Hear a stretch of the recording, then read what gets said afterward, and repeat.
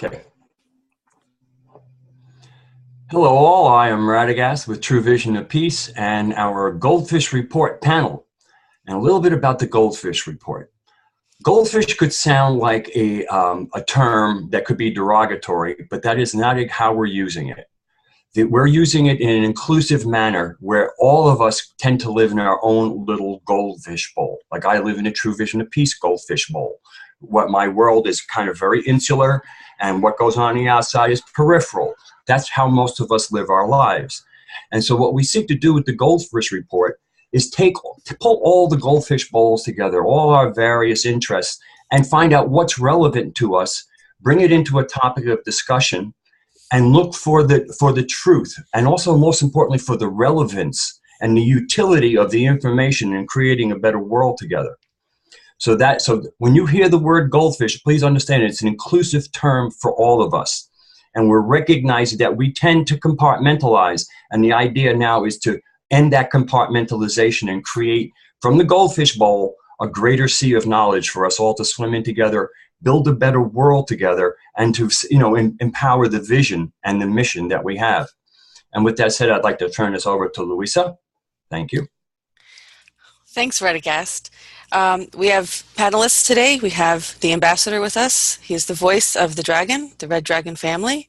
We have Sanjay with us, and we have Sherry with us.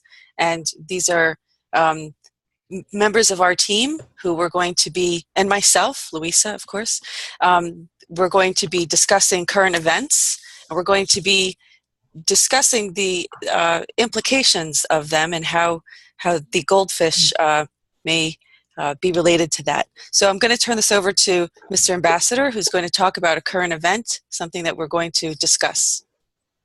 Hey, good day, everyone. No, I wanted to start with a little test thing for all of us, because I did this human experiment a little bit earlier today to find out, if people had any clue of who this people is. So I'm gonna share some photos with all of you, and maybe some of them someone can find out, that who is this people that I'm, referring to? Who is this wonderful characters that that we have here on photo? Okay, so we start with this nice girl. Does anyone have any clue who is this young lady? Never saw her. Not so. Yes, we do. She's a pretty young lady. Yeah. I think she's European. Yes, that sounds quite correct, because she's not that overweight. And now we move on the other side. This young little man here, does anyone have a clue what he's up to? Looks like he's sitting at the airport. Possibly related to the girl? Yes, they're related to the girl, and she's, he looks like a special little character. He looks quite autistic, don't you think? Yes. Not autistic. Not autistic, but artistic. Artistic, yeah. Artistic. It's handsome. It's very handsome. Yeah. Mm-hmm. Okay, so we move into the next photo. Here we have a family photo. Okay, does anyone have a clue who is this characters? Well, that's the young lady we saw. Perhaps that's her parents. Yes. So who does this? This is the lady. Does anyone has any clue who she is? What she works with? No. Where she's from? What would you think? Europe, definitely. Yeah, she's an interesting character. So we move on to the next one. Who does anyone know who this character is? Looks like a politician, but don't know his name. An official. I haven't seen his face very much. Most people in the goldfish aquarium here in Europe has also no clue who the hell is these people. But this is the president of the European Union. Okay, so basically you have now seen the first family of Europe, and the majority of the people in Europe and all around the world has no clue who is this character, what is his background, or whatever he has done. And most people have not chosen this person too. No one probably have ever voted. And first time in the history of European Union, they had their first presidential debate, 2014. I doubted anyone was looking at it. Okay, but this is the face. Look at this man here. This is the face of European democracy, okay?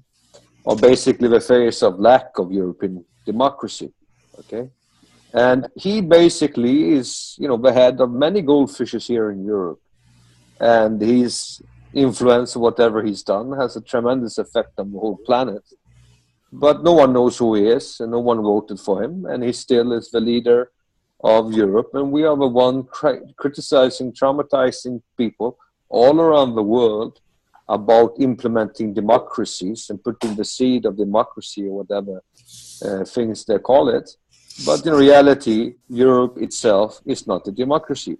Even if I would put Chelsea Kennedy here on picture, Chelsea Clinton, on a picture, I think even many goldfishes in Europe would realize immediately who she is, okay? And it's not because she's looking so dramatic, but, or that she's so good looking, but still, they would be able to recognize her. In America, of course, politicians are more, celebrities, and are probably voted on more for their names or how much money they have in behind, and not so much about the views or what they contribute back to society. Okay, so this is an example which I wanted to bring up here in GoldFish Report, is that we like to create awareness, okay, to how things looks, outside the goldfish bowl that we are ourselves inside, and to make sure that people will be able to know who people are. We're gonna do some investigation, journalism investigation, where not only truths will be the important things, but actually the fact. And we are not going to do in the same fashion as some others do Google research and so on. It's going to be hard hitting in the face of many people. So expect us, okay? So it's very important also to know that we're going to have news updates that is present. It's going to be coming already tomorrow. We're going to go through each and every weekly event, what's happening during the day. And, and Mr. Donald Tusk for president, we're going to follow up with him and look a little bit about his background, what type of activities he has been involved with. And, he's from Poland, so he probably has a shady past. So it's going to be interesting to see to know who these people are.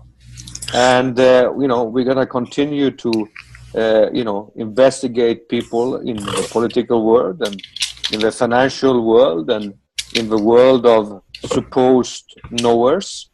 And we're going to bring in, people from all walks of lives and experts and some, very important people I want to, invite here, and so being questioned here by our panel of reporters, and find out the truth and find out about the technologies that we're going to bring forward, about the funding process. Maybe I think we're going to have an interview maybe with one of the guys that just was in Hong Kong and was meeting, set up in his structure there, and met with the dragon, so he can tell a little bit about that. And, maybe someone can sit and talk about me so that I don't need to sit to talk about myself. Okay. So Lucy, you had a question. Yeah, the question is, what does Mr. Tusk do? Since we have heads of each of these countries, what exactly does he do as the head of the European Union? Does anybody know? Yeah, that's a very good question. And why don't we know who he is? Exactly. This is the thing. They don't even care to inform us who he is. And I don't think that he actually cares. And this is the arrogance of tyranny. They don't care for you to know who he is and what he do and what he can do and not do. So it shows that, it's quite ridiculous for people in Europe to go and try to vote for their own local politicians when basically they are totally disempowered by the European Union either way, and all things they do will have to be under the European Union either way. So there's no sovereign countries anymore in Europe. So we're going to go into that also, and later on we're going to go in and share some actual proofs for that European companies and other companies. Now I talk about countries, but they're not countries, they're the companies. Are showing some actual reports and documentation on that to awaken people to the reality. So we are waging a war on ignorance and financial tyranny, because the financial tyranny leads to a slavery system. And at this point of time, we are living in the biggest slavery system in the history of this planet. And we're going to discuss a little bit about the Jubilee that is may be coming our way. The silent Jubilee has already come, and I have seen some challenged people trying to have an understanding of trying to explain to other people their point of view from the Jubilee based on their limited knowledge. But we're going to see the fact that it's very important that I announced this Jubilee scenario about over a year ago. And, suddenly we have a Jubilee meeting now in United Nations in around the 15th of the United Nations, and the Pope is coming there to the Jubilee meeting. And when I was waging the war on ignorance and waging the war on slavery, he confirmed the same thing. And I am not, for your information, I'm not a Catholic. I'm not even a Christian. But it seems like we, corresponding in a form of spiritual, mental manner, at least. I hope that he is walking in the right direction. We do the right thing for the future. Here we are all for embracing everyone, and we want to repurpose the people that was bad in the past to become good and work in unity with humanity to save this planet. We are not here to hunt or aggress on people. We are understanding that, the world has been in a certain manner for a long, long time. And to build the new paradigm, we need to work together to be able to transform the system. And that is by inclusion, not by exclusion. Same thing with religious discussion. We're going to have some religious leaders engaging with us on different platforms. And there is the same thing. I'm not here to argue doctrine with them. I'm not here to try to promote one religion over another, because Satan created the religions and basically to divide us, to be an obstacle between men. So what we want to talk about is God consciousness, and how God consciousness can unify all of us under one banner. And it's no religion on the planet that claims to be better than another religion, or other culture being better than another culture. That's the highest level of ignorance. And that's what we hear all the time from the United States, where you see in the media bombarding the world about how supposedly these people are savages, and how these people supposedly are bad people, and how they're terrorists, and how they're this and this. And that comes from a group of people that has killed over 30 million people since the Second World War, invaded countries, used terrorists, and it's probably together with Israel and Great Britain and European Union, the biggest exporters of international terrorism and tyranny and a murder machine. So we're going to go in and discuss about this death cult, and basically who is the people that runs the death cult, who is the people that aid and support the death cult, and that is the media. Media are the ones that is behind the supporting and launching the death cult and keeping the people in constant fear and trauma. And then we're going to discuss about that. So we're going to do some exposure of the likes of Bill O'Reilly and some other savages, because they are savages. And so we're going to have a discussion about this type of ignorant people and how they are promoting this fear and hate and racism all around. And we have a lot of people from the Fox News we can talk about, and CNN and MSNBC and BBC and little CNN, Al Jazeera, and other type of propaganda machines. And we're going to go into the details of how much money that is put on propaganda on the innocent masses. The goldfishes are being traumatized daily by disinformation in the media, so that they are constant in fear, and constant is allowing themselves to be, feeded with propaganda. So what we're going to be a neutralizer for the propaganda warfare, and going to try to have a balance of not accepting everything. We are not here as a conspiracy theorist, because we're going to be able to prove these things as facts, so that basically the facts is truth. So you can have for example, you have a 9/11. People can say, yes, it happened. It was 2 airplanes that fly in there, and so on, and so on, and so on, and so on. And you ask yourself, what happened with that third building that fall down? Please explain that to me. Okay? Now, if the situation is this way, we want to see the facts. what happened. Okay, now the same situation is this, which seems like the media do not want to think about facts. Also, we're going to do some nice exposures of supposed interviews that has been done and accusations done by other journalists against different political leaders in the past, and where we later on see them turn around and say something completely different. We're going to expose people in the Justice Department, people in the the American Foreign Department, other politicians here in Europe for the hypocrisy. We're going to try to wage a war also on human trafficking and child sex abuse. And we're going to invite experts in all these different fields to talk on our arena so that people can have a gooder understanding. Because even the ambassador have a limit knowledge. Okay? So, Lucy, you have something to say also? Yeah, I wanted to ask some of our panelists about some of the things that you've already brought up. And just in this week, Veterans Today had an article by Gordon Duff, the senior editor, regarding the truth, regarding the media, and how he is trying to dissect the info wars that's going on in the media, and like who's funding it and who's behind it, and how it tends to be spun in a sense of what's the agenda, or what's the story they're trying to hide. So I'm just wondering, Sherry, do you from what the ambassador said, this is kind of ties into the story that Gordon Duff is talking about this week, and it's really about the alternative media, and is it the intelligence agencies that are seeding these stories, or and trying to promote something, and is there a way we can see through it? What do you think? I think that it's like an onion where you have all the different layers. You pull one layer and you think you know what the truth is, and then there's this whole other layer, and it just goes on and on. But that doesn't mean that we're not going to try to get to the bottom of it. That's what we're here to discuss, is Radagast put it really well, not just the truth, but the knowledge and the facts of. Right. That's what we want to get down to the bottom of.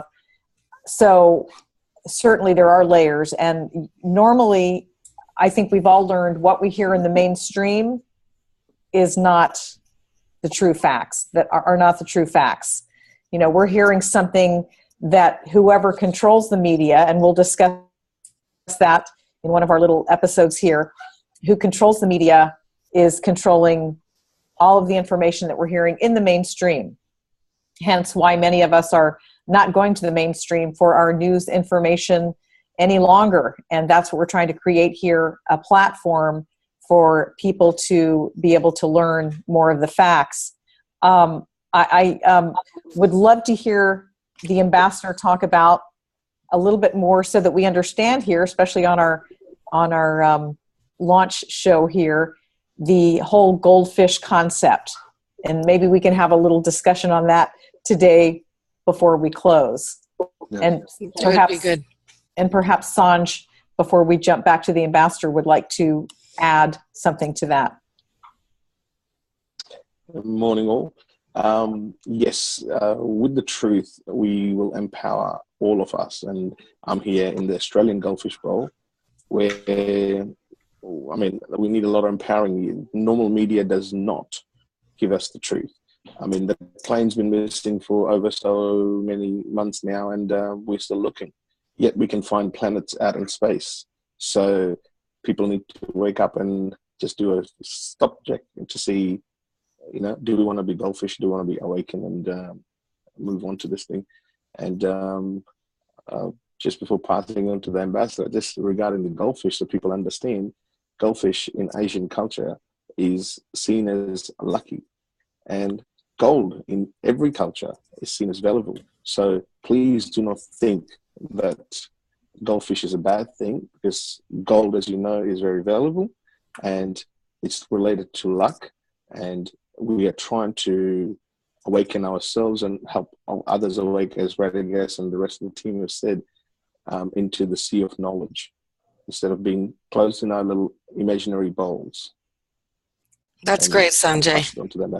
That's great. And what we have is if we can be goldfish and see that there's conspiracy, that there's a demographic, there's like a false conspiracy, like false flags that are constantly being executed by certain people that have an agenda, and they're very effective. And the ambassador has said this before, that these people have a PhD in deception. So they're very good at what they do. The advertising industry knows exactly how to do this.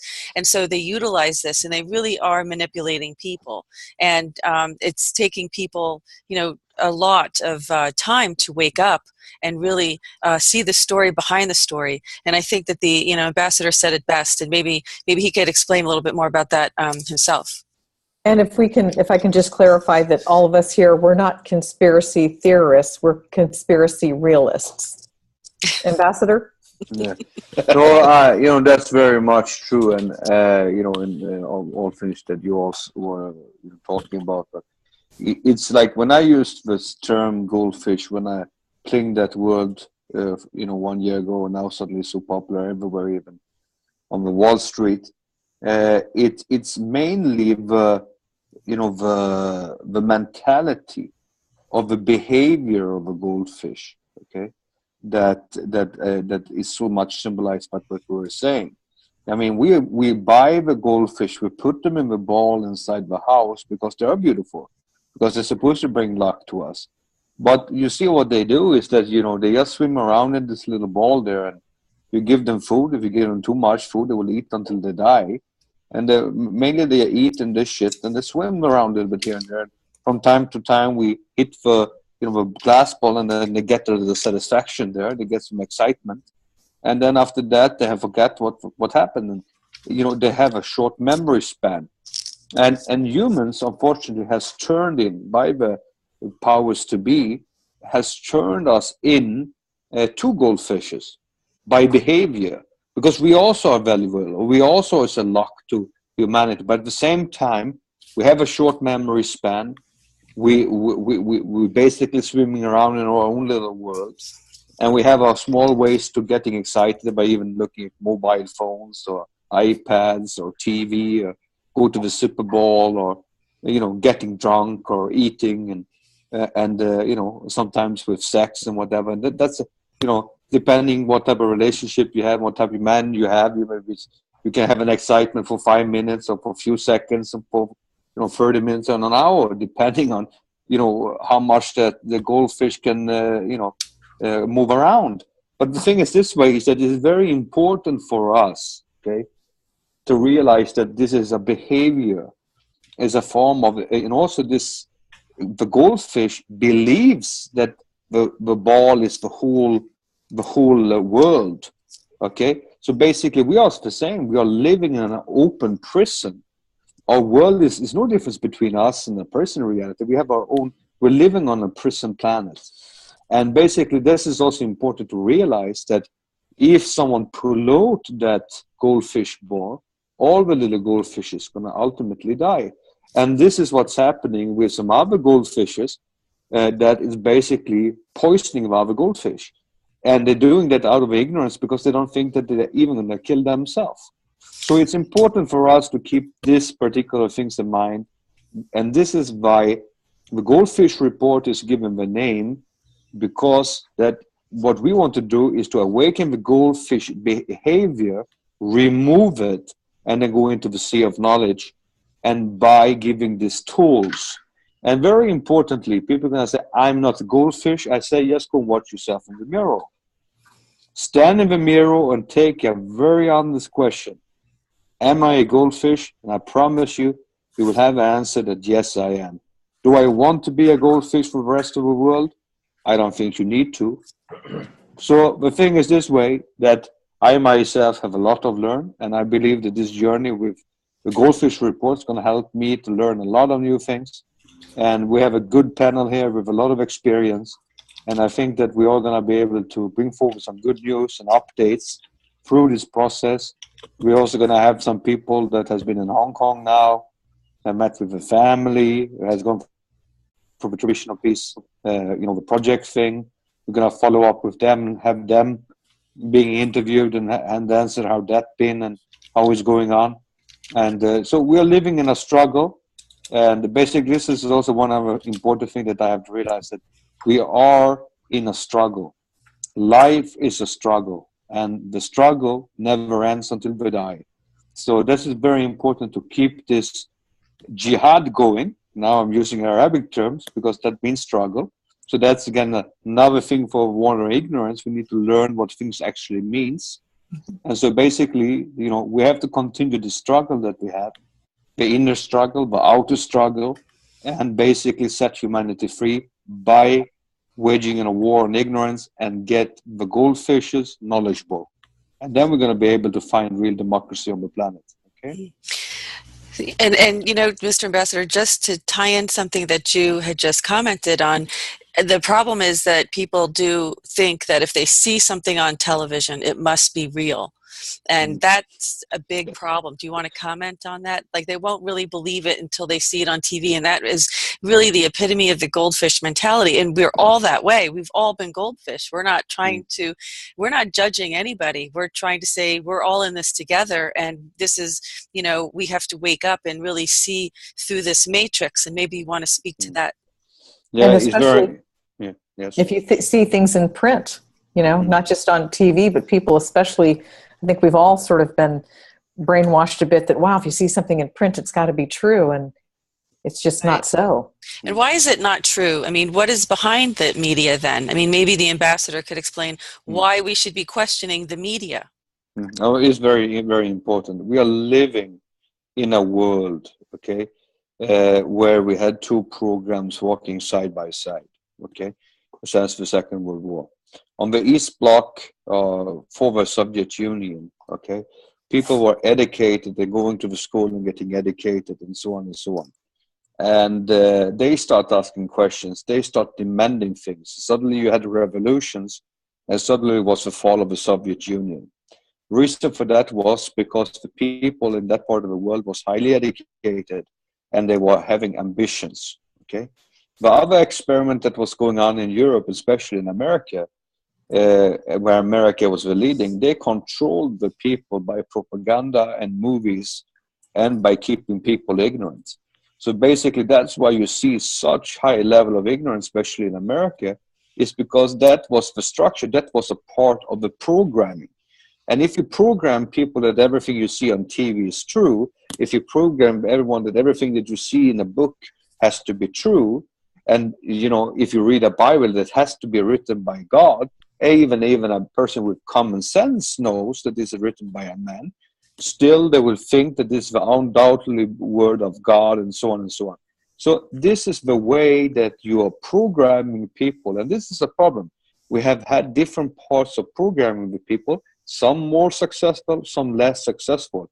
And I think one of the most successful programming systems so far has actually been the American programming system, where you kept people ignorant, where you kept them excited by concerts. And like during the Roman Empire, they had the slaves also going to the Colosseum for enjoyment and drinking and so on and so on and so on. So you have created a culture, and also the culture of over-sexuality and the culture of imposing homosexuality and bestiality or any form of sexual deviancies is almost supposed to be normal, okay? Now the thing is this way, I don't care what people do in their bedroom. It's not my business. But please do not throw that in my face, okay? You know, I believe that sexuality should be kept in your own home and should not be spread and pushed in the face of me. I do not appreciate it. And I think there's a lot of people that doesn't appreciate it. And sexual education, okay, is not porn on TV or on the streets and parades. So my opinion in this way is very simple. We need to wage a war basically allowing people to realize that United States is spending over 500 million US dollars on propaganda every year, and they just asked for another 300 million. And now you have Russia today that has a budget of 70 million, and with their budget that they have 70 million, they have much more followers and much more aware people.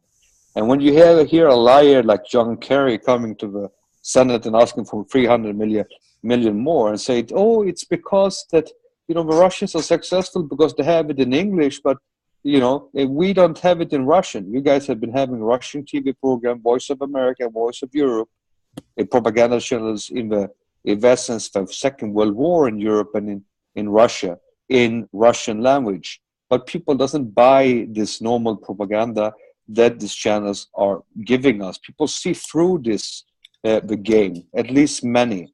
But some people is kept still by fear. And United States has a lot of healing to do. And that's what we're seeing now with all this trouble all around the United States with riots. It's because you guys have not yet healed. You need to heal, and you need to forgive and move on. Okay? Yeah. Sanjay, you want to say something? Sorry. Well, let me just tie this in. I mean, what you just said is exactly where we were going to go with this, because this is a divide and conquer mentality. It's a divide and conquer that the ambassador is just saying that they're inciting these riots by actually putting provocateurs in these locations and inciting it. Then they flash the news channel on it and saying, "Look at these people," and that's not. Even on the news, that's staged in a sense. So this is, how they this is how the oligarchs keep themselves in power. It's through a divide and conquer program. Sanjay, what do you, as the ambassador was saying, Sanjay, what comments would you have on that? I agree with it 100%. And as the ambassador alluded to it from centuries ago, the Greeks used it, the British used it, everyone's used it. Would you, like, for example, TV and Hollywood are a very similar thing these days. Would you like to get your news from Hollywood? I'm pretty sure most people would say no. So why do we want to be extras on the TV shows that are basically getting us to be the rented crowds by showing us all these things that are not true, just to hype us and psychologically brain condition us? So they use our empathy, our fear, and all these things, our emotions, by putting this horrified things on TV. So then we go like, oh my God, and we're stuck in that motion. Yeah. Sherry, did you want to counterpoint to that, Sherry? Well, we keep saying they, and I just want to throw something out that might put an understanding on all of this, because a lot of people are wondering, well, who's they and why is this happening and who's doing this?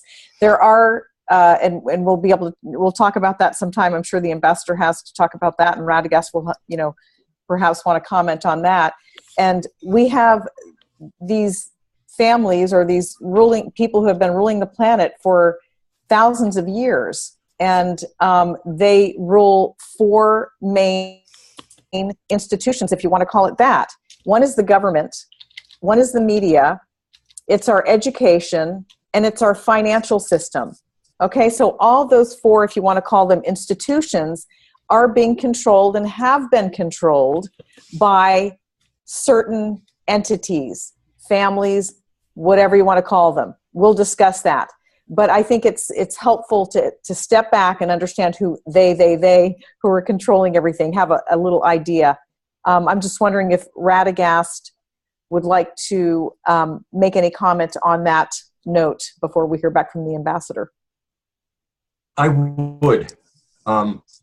As I made in an earlier video when I was kind of explaining to families, I mean, yes, they are controlling the planet, and they have for thousands of years, but to kind of cast it in its more gray rather than black and white light, these are the families that kind of were still around after the destruction of the earth, what was going on, whether you want to call it Atlantis, whether you want to call it, an asteroid, whatever happened about 13,000 years ago or 11,000 years ago, there was a real disaster, a real catastrophe, and civilization fell. And was it not for these families, we would not have risen as quickly. Now, so there's kind of like a little push and pull here where they actually raised humanity up. Now, and I'm quite sure there was polarization within the families themselves of how benevolent or not benevolent to be. And I really believe that even though, so they kind of created the civilization that we live in now, I think it is to empower ourselves. We need to wake up and realize, thank you very much for returning civilization after the disaster. But we have been left out of the equation. We're now rising ourselves up, and we want to be part of it. And if you won't include us, we're just going to build around you because you're small enough to build around. But we have to do that with knowledge and sharing the knowledge together and sharing a vision and a mission together. So that's what I would say. Well, you know, Radagast, I'm sorry, Sherry, you want to go ahead? I was just going to say, I think it's so important what Radagast brought up. If anybody, or Louisa, you probably want to comment on this. You know I do. That, you know, that we're not separate, but we've grown up, we've been propagandized to feel that we are separate. We're not all connected, and we are all connected, and that's what we're trying to learn here. And just like Radagast brought up, those people who we feel like they're the evil ones, well, they're a part of us. And, you know, we have to somehow, someone comment. I know Sanjay, I know the ambassador, I know has something to say about that. How, you know, we need to work together. We need to understand they are a part of us. Well, Sherry, this is a little complicated because, you know, I mean, so, you know, that the theory is, and I can't prove this right now, but maybe we will soon with our science, that we were genetically changed, that we were made a slave race. So we really have this programming. We're really supposed to be much greater beings than we are. And so we do fall victim to this manipulation very easily because we have these programs, as the ambassador was talking about. I do have some issues with saying that, you know, they raised us up after they dumped us down. So I'm not quite sure if they really should get any credit, but I get the point. But I do have, you know, some concerns about this whole concept of having genetically changed the human. Now, realizing there's people who are going to listen to this, this is going to challenge their view of reality. If they're a Christian, they're not going to accept what I'm saying right now, because supposedly God, you know, created us, but honestly, we don't really know all the answers. We just know that we were changed. We know that we were genetically changed. So that's the comment that I wanted to make. That's really in the exopolitics area. It's kind of heavy for our first GoldFish meeting, but I'll pass it to whoever wants to take it next. I just wanted to say something about for the people that thinks that genetically modifying us would be something impossible. Every day when you eat food, you eat gene manipulated food, okay, and even gene manipulated animals, okay. So you know the GMO has probably been done on us before, and we know that the technologies of the past was far more advanced than what it is today. And I think when we were eating the apple, I think what happened actually that we learned with a free will to become creators, and we start making the image of God in our own image. We want to be creators, and we humans now are creating things, and we love to worship things. That's why we have idol worshiping. It's because we like to worship our own creations. And so basically, you know, that doesn't mean that if we were genetically modified, doesn't mean that God is not the creator. It means that we were just modified. So we have to wake up to the situation here that we have to look at things in the bigger picture. You know, we are created to be about 150 years old, and we are dying because of poisoning.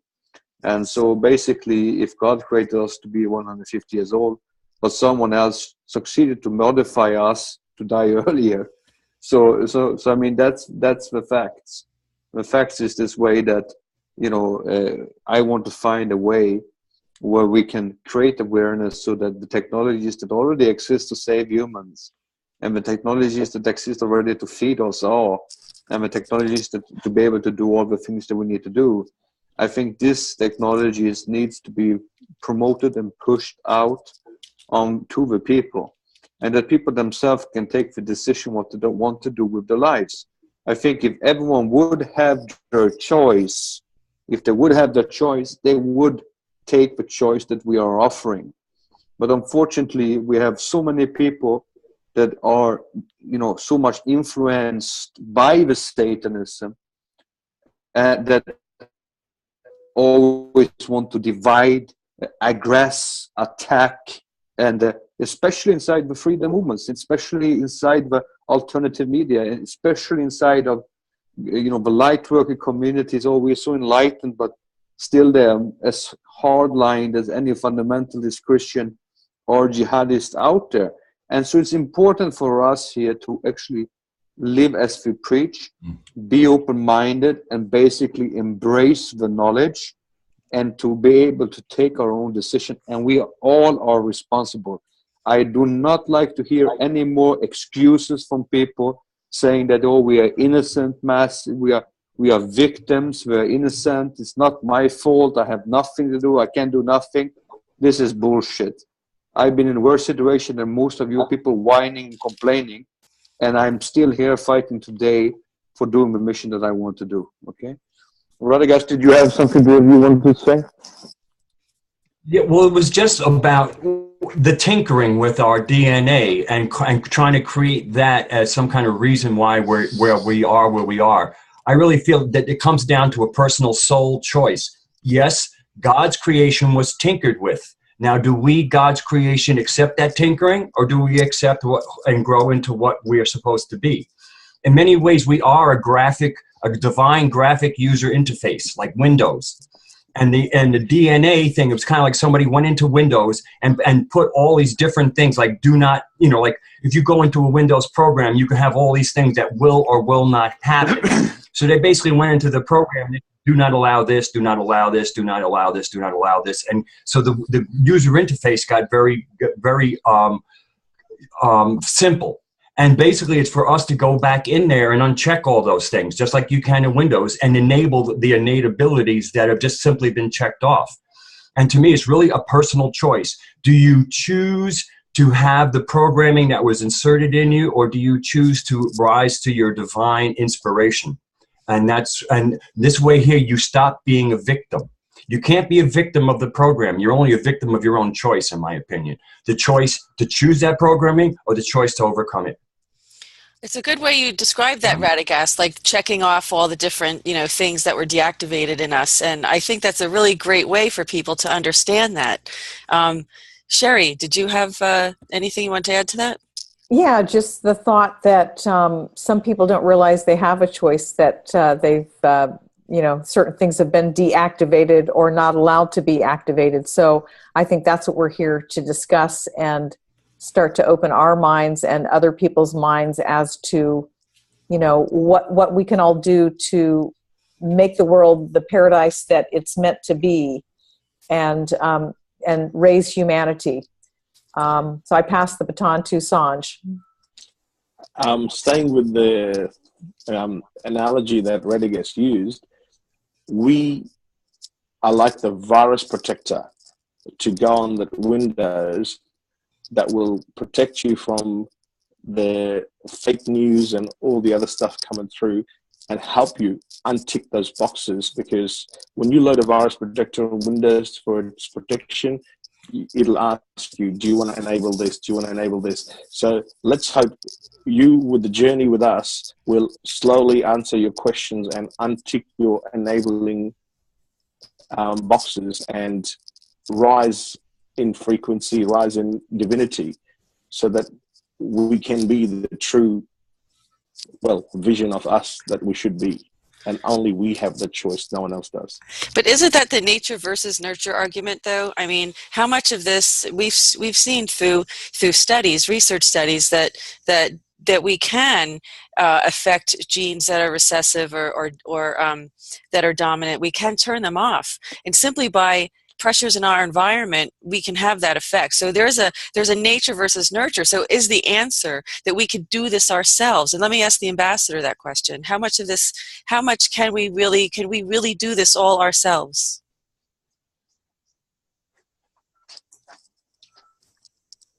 And you said activating genes, and I thought of DNA activation. So, ambassador. Right. Is the ambassador? Is his audio there? Let me see if his audio... Oh, he just has to be unmuted. Oh, unmuted. Okay, he's muted. There we have. Did you hear the question, Miss Ambassador? Not quite sure where his... let's take a look. Well, go ahead. Radagast, chime in while we're waiting for the ambassador. Yeah. What do you think about this nature versus nurture? How much do you think we can really do on our own? I think it's really a matter of our own will. with our own will, we can do whatever we want. To me, that's our divine programming. I mean, we are God's will reaching into biology.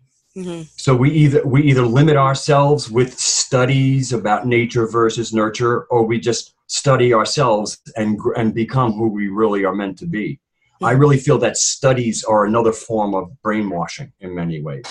They kind of, the experts weigh in. Yeah. And then they give us their opinion, and then we're supposed to have to work with their opinion. Go ahead, Sherry. Right.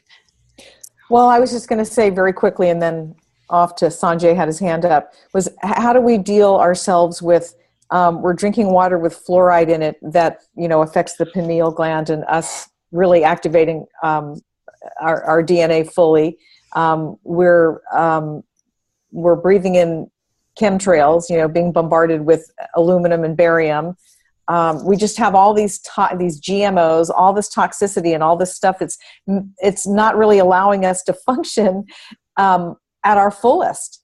Mm-hmm. And so it's like I'm not blaming people.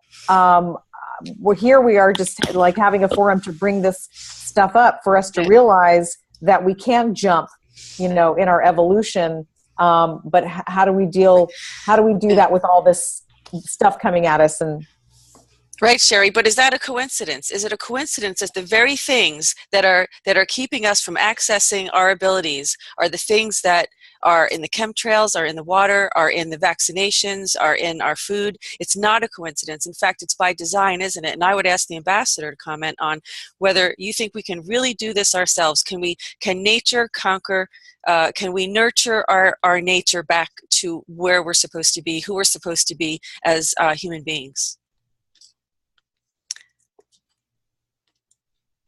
And while we're waiting for the ambassador, how about Sanj? Because Sanj had his hand. Sanj. Just going back to what Rediger said, studies and all these things, they are the way of mass controlling us. And yes, the chemtrails and the water. Look at India at the moment. The young generation have stepped up and said no to battery making or thermometer making because mercury is leaking and being dumped in the environment. The youth of today will not put up with what we did or our parents did. They actually are awake. Social media has empowered them and empowered the truth. Truth can be shared a lot quicker than printed on newspaper. Newspaper prints yesterday's news, whereas social media does today's news. And the young kids of today are very empowered. If we can just show them the truth and empower them, they will be the first goldfishes to jump and go into the ocean of knowledge, and with them, the future will be built. So looking like, there's been the magic noodle, the mercury thing in India, that's just mass population control, right? So yes, all over the world, these things are happening, and this is the way of the system to control. This is why they're bringing in the DNA testing now. It's going to be compulsory soon for everywhere to work out who are the threats and who are not. Right? So-called police state. These are the things.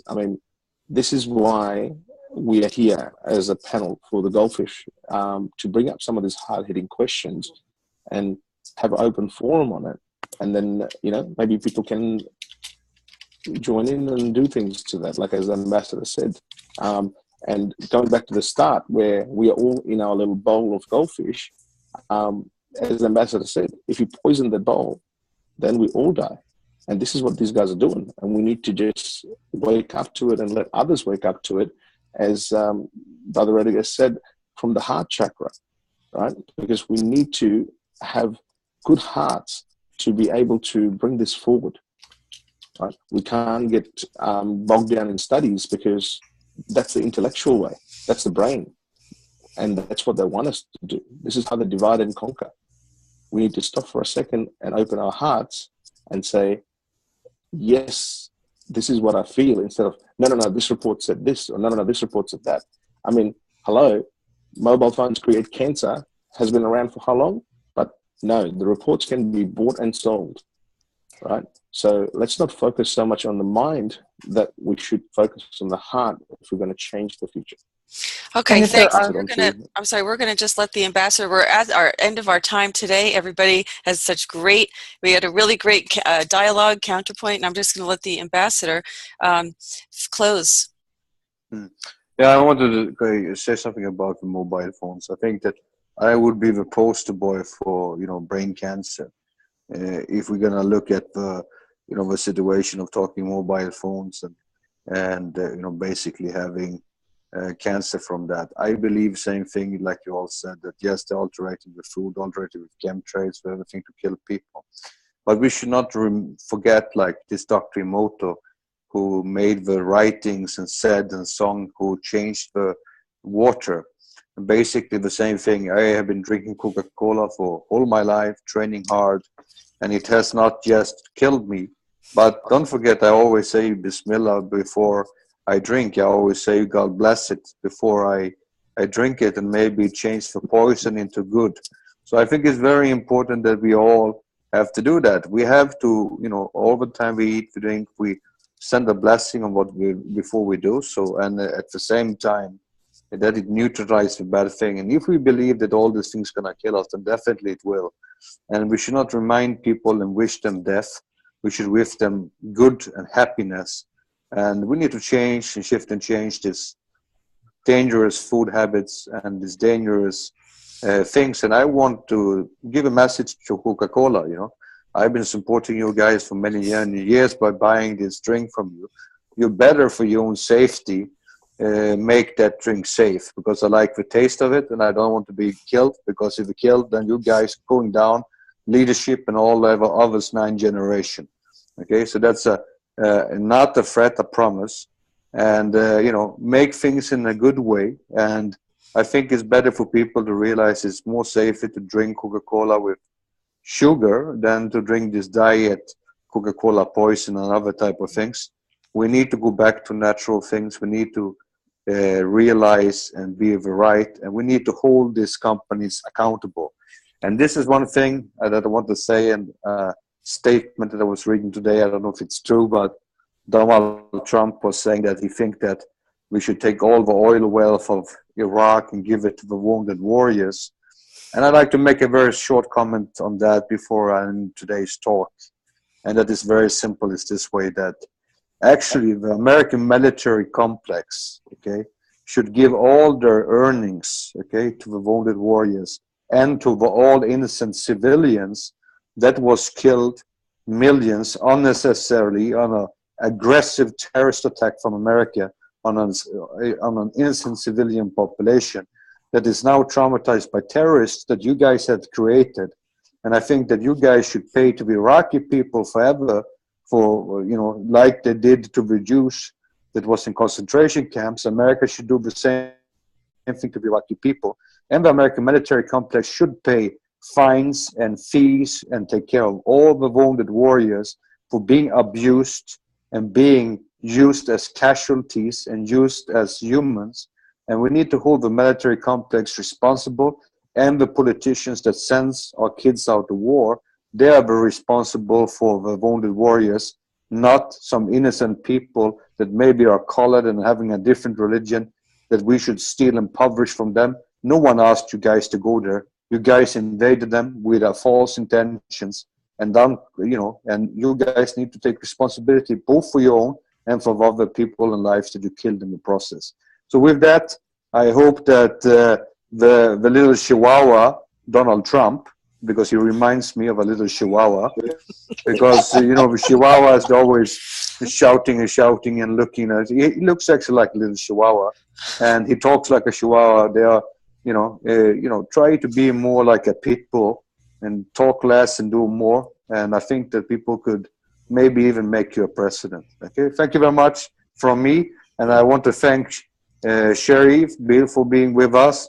And the same thing with Sanji and with Luisa. And also the same thing for other guests. God bless you all, and see you next time.